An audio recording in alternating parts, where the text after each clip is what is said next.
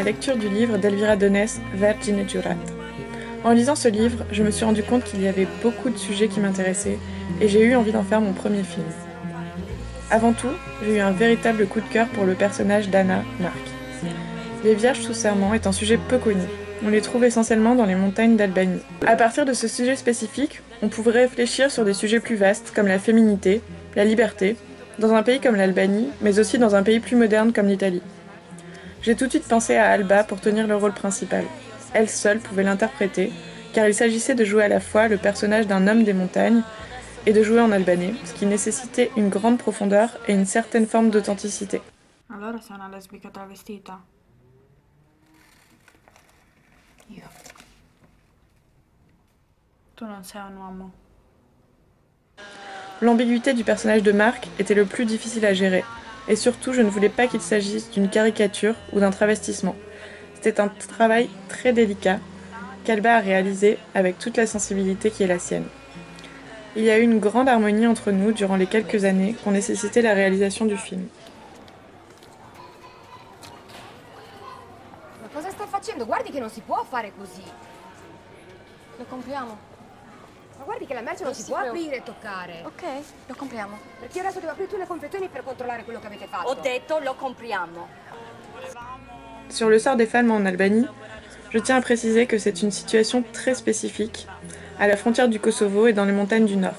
C'est une zone très isolée et la condition des femmes est assez différente dans le reste du pays, à Tirana par exemple. Dans ces montagnes dont nous parlons, la vie des habitants est régie par le kanun, une loi ancestrale datant de l'époque ottomane qui contraint énormément les femmes.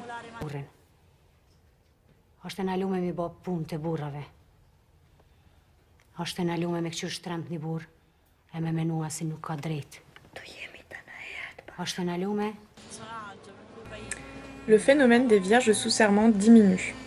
On ne connaît pas avec exactitude le nombre de femmes concernées, mais on estime qu'il reste entre 30 et 40 femmes qui vivent ainsi dans ces montagnes.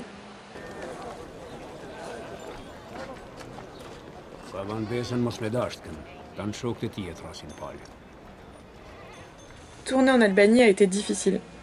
D'une part car ce n'est pas ma langue, et pour d'autres raisons également. Les gens du coin se sont peu à peu habitués à moi, car j'y suis allée pendant des années pour la préparation du film, et lorsque le tournage a commencé, un lien s'était déjà créé entre nous. Il y avait beaucoup de respect entre nous, et nous avons tenté de les impliquer le plus possible sur le tournage.